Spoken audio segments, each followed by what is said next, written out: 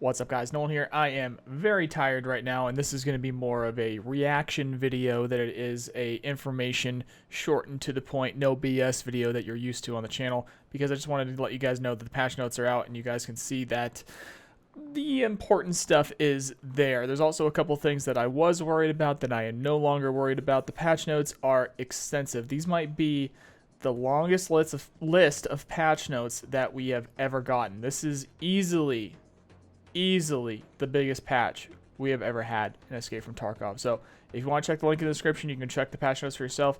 Like I said, this is not a short, no BS video. This is more of a reaction video. I'm going to go through the patch notes in case you guys are on your way to work or something like that, and you do want to listen to these so that you guys can understand what you're going to be getting yourselves into when you do play later. All right, we're starting with Ground Zero. This is the starter zone. Ground Zero location situated in the city center of Tarkov has been added to the game. Location features a large number of infrastructure facilities of the modern city, banks, cafes, restaurants, stores, pharmacy, and so on.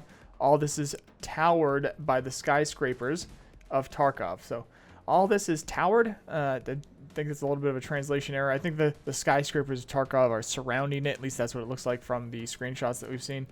In the very center of the location is the main Russian branch office of Terror Group, where the original conflict began. The most violent clashes between USEC PMC operatives and Oman took place on the facility's premises.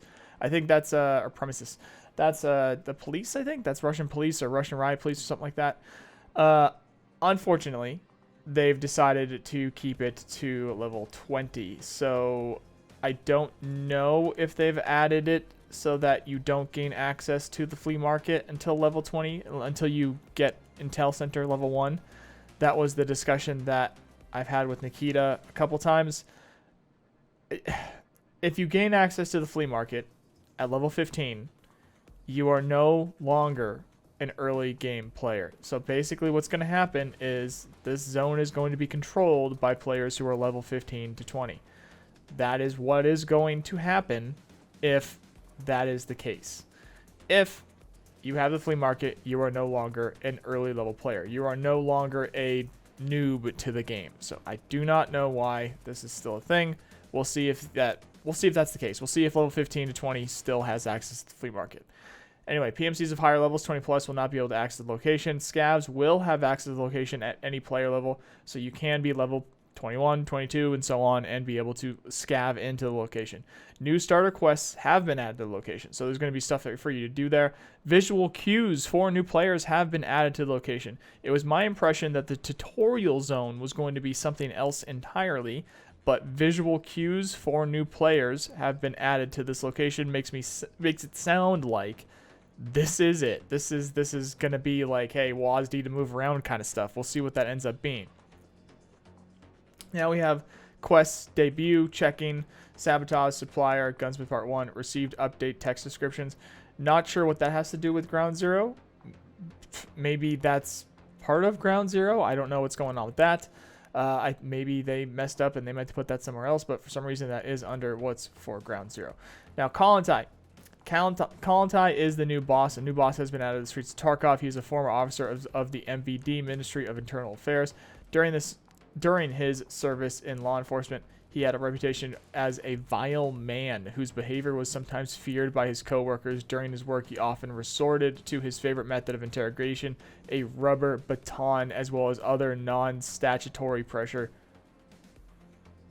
on someone who was not to his liking.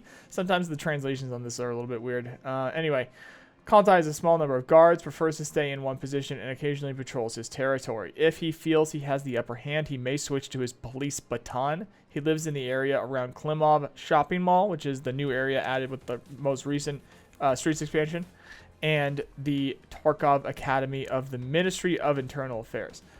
I am not sure where that is. If I think about it, it might be over where the tram has fallen underground, and that's like the underground or like the sewer exit. That might be that building that's over there. I think. I guess we'll have to find out when we get into the game. Now, it does have a section here for his guards. It says he's joined by his closest associates, Boschman and Gus. Or crush it. This is Kaban. Kaban has new guards. Kaban is joined by the close associates Boschman and Gus. Since the time of Kaban active involvement in business, they have served as his loyal associates, solving many delicate issues for him. In their spare time, these two dandies liked to dress up at Ragman's place and organize illegal street races through the streets of Tarkov and tune cars from Kaban's dealership. Okay, Bosmok and Gus, Boschmok? I can't say it. Bosmok and Gus always stay close to Kaban and charge into battle for him. They prefer their unique clothes to their battle gear, though there are occasional exceptions. Boschmok has a special fondness for machetes and Gus for crowbars. So, sounds like Kaban is going to be sitting back with his PKM, and these guys are going to rush you. So, that's a thing. I don't know if that means that Kaban still has all of his guards on top of this. If that is the case, then wow, that's going to be a lot to deal with, but we'll see. Shoreline rework. Visually rework most of the landscape, keeping the main points of interest intact. Added a new area, a small cattle farm, which is home to smugglers and scavs. Updated the light sources, optimized most of the location, completely redesigned the culling system, reworked location borders, concrete fence replaced by minefields and snipers in most areas. This location is also slightly expanded in some areas. Don't know if that's going to involve what we were talking about yesterday. If it's going to involve the what's it called? Terminal location. If it's going to involve the Russian regulars. There was no mention of the Russian regulars anywhere in here, so we'll see. I feel like if they added them, they would have said that. They said rework some points of interest, including the addition of new quests and activities in several previously empty zones. That was an empty zone. They talked about concrete fence replaced by minefields and snipers in most areas. That's kind of what the concrete fence was. I mean, it's a super high concrete military fence, but they could be talking about the concrete fence that is surrounding most of the map, the small concrete fence. I think that's what they're really talking about. We'll have to wait and see. Some areas have been reworked to improve gameplay. Added a river crossing, which there was a river on that other side of the map near the customs exit, like the road to customs exit, as well as the why am I blanking on this? The terminal location. There was a river over there. So can you go over there now? That's my question. We're going to have to find out. Reworked almost all elevations and sniper positions, as well as scav areas of interest, etc. So this seems like a pretty extensive rework. We'll have to see what's going on with that. Added more than 30 new containers and Jaeger stashes. That's pretty big. Fixed over 1,200 visual and minor bugs. So significant rework there for Shoreline. New weapons, equipment, and loot. Added a number of new items, weapon modifications, equipment, and customizations. New weapons, we have the KPB VSK and 9A91. Both of those are 9x39 rifles. The SIG MCX Spear in 6.8x51, and then in parentheses there it says 277 Fury. I don't know if those are going to be designated as two different calibers or what, but that definitely sounds like an endgame weapon to me.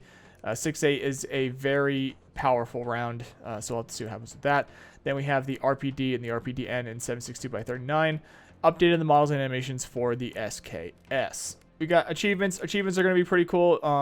They're not going to be lost with wipes, and there's going to be some stuff that you earn from doing them, and they're going to be like tied to your account and stuff like that, so it'll be pretty cool. And then the Hall of Fame is going to be able to display some of the stuff from those achievements. Something interesting here is the higher the level of the unlimited player, the greater the skill bonus. I'm not sure what that means. If you kill higher level players for displaying their dog tags, you get bonuses. I didn't hear anything about that, but it's a little bit interesting here. It talks about the Hall of Fame in your hideout. It says the zone serves as a place where you can display mementos. For displaying the dog tags of players of the opposite faction killed by your PMC, you get a bonus to combat skills leveling. So is it the more dog tags you put up there, or is it the highest level of the player that you've killed that you put up there? What's going on with that? And yeah, that's a bonus to leveling skills. How quickly is that going to help level it? That's actually pretty significant. So you might want to rush the Hall of Fame there, folks. You can add items to your favorites. Such items will be displayed in your profile. That's your weapon builds and stuff like that. I think it talks about weapon builds somewhere else so that players can copy that. I'm not sure where they talked about that, but there is a point somewhere where you're going to be able to display your favorite weapon builds on your profile so that your friends and only your friends can copy those weapon builds for themselves if they want to check out the rifle that you're using or something like that. The new armor hitbox system. Well, the new hitbox and armor system. Hitboxes. The head is divided into separate simple hit zones. 3 hit zones have been added to the head: front neck, throat, back neck, neck, and face collider.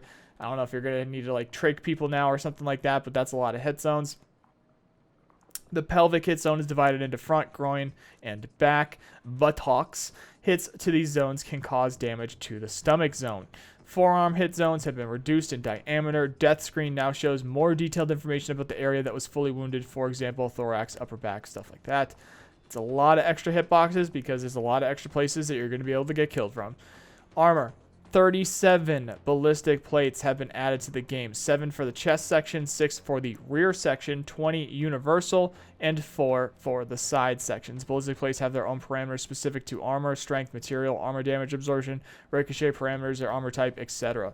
Ballistic plates are divided into different formats depending on the size and format of the armor section. Ballistic plates cannot be inserted or removed while wearing the body armor. A lot of stuff here, guys. Just a lot. It is pretty simple to understand. There's a lot of words here, but everything still comes down to, does that plate fit where it needs to be? You can click it, you can drag it. If it doesn't drop, it doesn't fit. If it does drop, it does fit, and it will say what level of armor protection it is. It will say how much durability it has, and it will show you what parts of each vest can be edited, which parts of each vest can be repaired, and what can't. There's going to be parts of vests and rigs that can't be repaired, or you will have to bring it to a special trader system or whatever in order to get it repaired, or just replace it entirely just replace it entirely, and then you can take the plates out of your old vest or rig or whatever it might be. If those plates are okay, you can just put them in the new vest or new rig, or just repair the rig, or just repair the plates and then put them in a new rig. It's going to be pretty straightforward. There is a lot to it. It's a lot of new items. It's a lot to understand. But again, like I said, it's easy to grasp. The plates are going to be what's protecting you. Sure, you're going to have some level 3 up to level 4, maybe 5 padded extra areas along your sides or around your neck and stuff like that for some of those later game rigs and stuff like that in the vests. But the plates up at the front for the torso and your back torso are really going to be what's protecting you from most of the heavy hits. And those still work essentially the same. You're going to have your levels 1, 2, 3, 4, 5, and 6, and you're going to have the durability for those plates. So it's going to be pretty easy to pick up and pretty easy to understand from there. But it is a pretty advanced feature. There's a lot to it. You're just going to have to wait and see for yourselves. But I do believe you guys will pick it up pretty quick. Then we have vaulting and obstacle interaction. Obstacle vaulting has been added to the game. There are 2 types of vaulting: climbing the obstacle and remaining on it. For example, climbing a crate to fire at the enemy from top of it. Vaulting over an obstacle, for example, jumping over a small fence to take a shortcut. Each of these types have different animations for different heights, different parameters of stamina and arm stamina consumption, and different action speeds depending on the negative effects. During a sprint, you can jump over obstacles without the goal of climbing them, vaulting. If vaulting is performed while walking, the loudness of such actions will be noticeably lower than jumping and sprinting. For the convenience of overcoming obstacles, an option has been added to the game settings: vaulting over medium obstacles, where you can choose auto or hotkey. If you select auto, your character will climb over medium and low height obstacles by himself.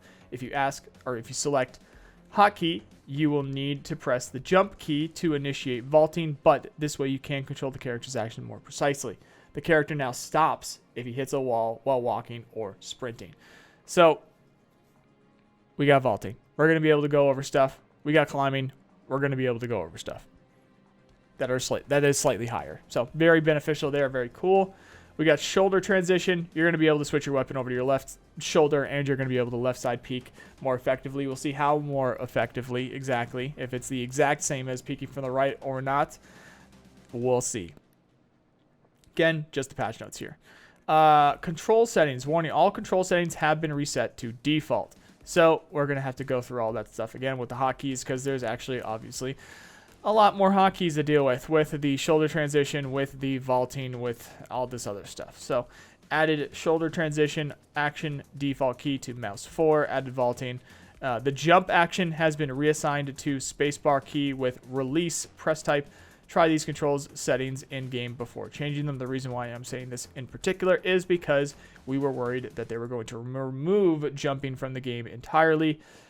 It doesn't seem to be doing that. They have not seemed to do that. Okay, so jumping is still in the game. We'll see if it's like less or if they removed bunny hopping or something like that. Again, we'll see. Preset ammo loading. That's pretty self-explanatory. You are going to be able to use ammunition in your presets. You're going to be able to have ammunition in your presets to make it easier for you to get into a raid quicker. The new recoil. It's the new recoil. All weapon recoil parameters have been rebalanced. It's all different. We're going to have to see for ourselves for all of our favorite weapons. Lightkeeper services. After completing certain Lightkeeper quests, you will be able to unlock access to the following services. Sacred Amulet service. Lightkeeper gives the character the item Sacred Amulet where the character is wearing the amulet. All cultists on all locations do not attack unless provoked. You are friendly to the cultists. Rogue support. When a player purchases a service in the raid, rogues will not attack the player who ordered the service, regardless of their faction. In addition, rogues will provide fire support by attacking targets that the player who purchased this service has directed their attention to. Does that mean fired on? I don't know. We'll have to see. Same thing with Zerachi support service. When a player buys this service in that raid, Zerachi will support the player by firing at the targets the player is attacking. This is some very late game stuff. We're probably not going to be able to see anything like this for another couple weeks at least, but that's pretty significant. We'll see also if Lightkeeper has anything to actually barter or trade with, and or if it's just the services. Weapon rack. As far as I know, the weapon rack has been the same. I think maybe this is where your friends will be able to copy your weapon because it does say these weapons will be displayed in your profile. But yeah, viewable profiles. That's okay. So this is it. Added the ability to view another player's profile page in a player's profile. You can view gear equipped by the player, brief statistics, rare achievements earned, favorite weapon displayed at the weapon rack, favorite items displayed in the Hall of Fame. So this is definitely where you're going to be able to copy your friends' weapons builds, or at least their favorite weapons builds, so that you can use it for yourself. AI. Adjust the peaceful and combat behavior of AI when moving from one area to another within one location. And that's it. We'll see how advanced or not advanced that is. Yeah, we'll see. Balancing changes to trading. Change the trader prices and availability change the trader prices and availability of ammunition in the following calibers. It's kind of all of them. Yeah, I think that's pretty much all of them. Change the trader prices and availability of armor on all loyalty levels. Adjusted various trade offers and barters of weapon attachments and other items. That does not say whether they have decreased the availability or increased the availability. Well, I don't know why you would just say that it's changed and not tell us why, or not tell us whether it's been lowered or increased. But hey, welcome to Tarkov. We'll have to wait and see in a few hours. Depending on when I post this video, it might be ready to go right now. The servers should go back up around 8 a.m. EST. We'll see if they need some extra time. This is a very big patch. Balancing changes to quests. Expanded quest rewards. You will now be rewarded more often with unlocking previously unavailable trade offers, barters, ammo, and armor crafting recipes. Change the order of skier quests. Yeah, just change the order of skier quests. Change the quest objectives for the Punisher and Tarkov Shooter Part 4. We'll see what that ends up moving around to. This is stuff that you'll only see. You're really only get when you're trying to level. It's not too significant. We'll see what it ends up looking like for rewards if they change the rewards up. Balancing changes to crafting. Adjusted armor crafts. Now you can make an armor vest. You need to find a set of fabrics and a ballistic plate that fits the form factor. Adjusted ammo crafts reduced the production time and cost of cheap ammunition. Balancing changes to ammunition. The damage and armor penetration parameters of different caliber ammunitions have been revised and adjusted. Again, we don't know if that is more or less. We will find out. The muzzle devices have been rebalanced. Suppressors, muzzle adapters, flash hiders, and compensators have been rebalanced. We'll see if that does more or less. The BTR. A BTR 82A has been added to the streets of Tarkov, traveling between different stop points in the city. The BTR driver offers various services to his passengers. Taxi service. The player can travel to any available point in the city in total safety. Move items to stash service. The player can send items to the stash with the status found in raid. This service is available only to PMCs. You cannot do it on your scav. Covering fire service. The player can order covering fire from the help of BTR weaponry, which provides the safest possible drop-off at the stopping point. The service is available only after purchasing the taxi service. The service is available only for PMCs. This is a BTR 82A. BTR 82As have the 30mm cannon. Covering fire. The player can order covering fire with the help of BTR weaponry. That includes the 30mm cannon, I am assuming.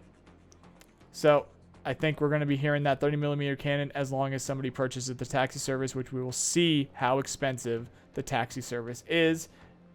However, the BTR is neutral to all players unless a player starts attacking it first. Do not shoot at it. If someone purchases the covering fire service, the BTR becomes hostile. When the service ends, the BTR becomes neutral to all players again. So just do not shoot at it. If you hear it shooting, it's going to be hostile to everybody because somebody has bought the taxi service. If you don't hear it shoot at somebody, if you don't hear it engaging people, if you don't see any movement around it, it's possible that it hasn't been purchased as a taxi service yet. So, you know, if you're feeling ballsy, maybe go see if you can purchase it as a taxi service and then light some people up. We'll have to wait and see.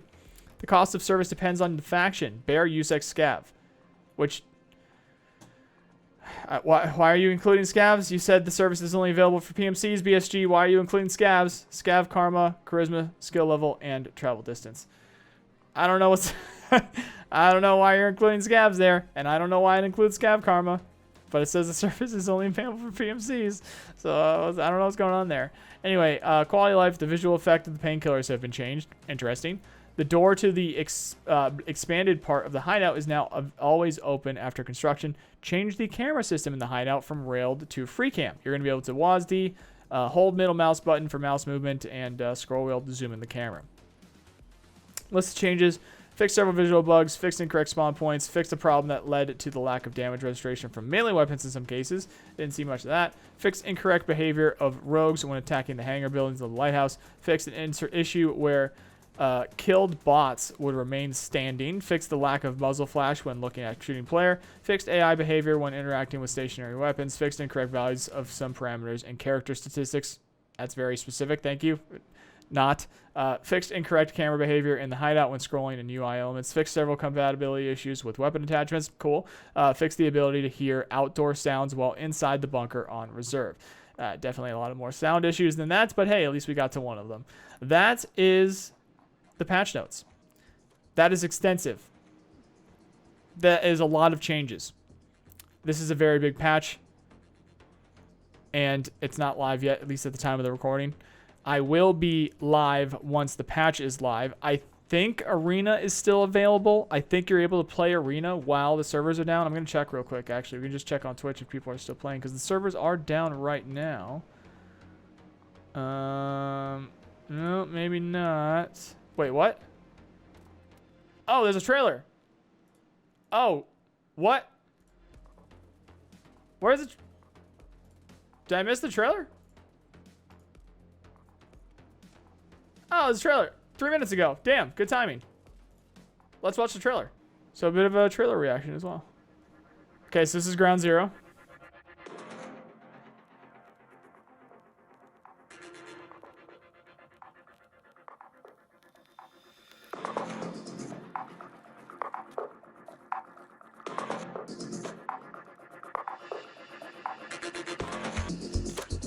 That's the 6th spear there.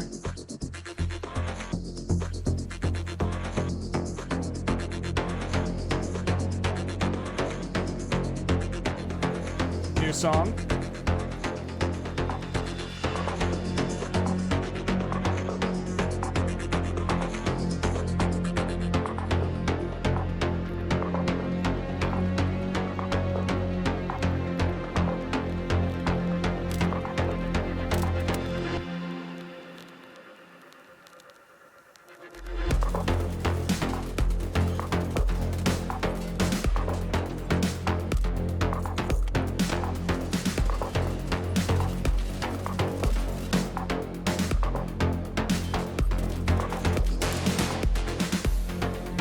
There's the BTR, dude. Oh, they're climbing in. You do get in. Vaulting.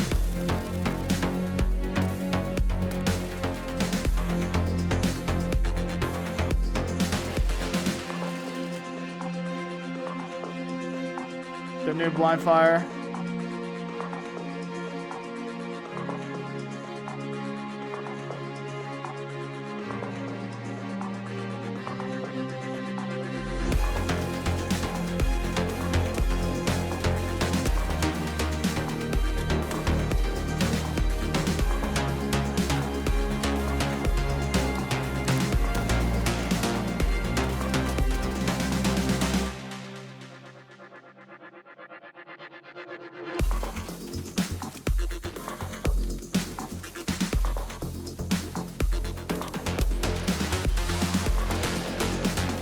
Nice.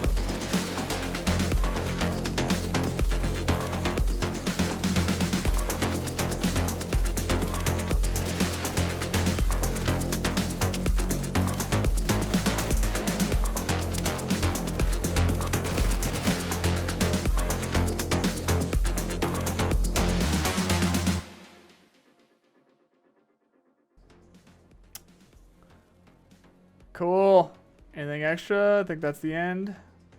That's the end. What do we got there at the end? What color is it? What color was that flare?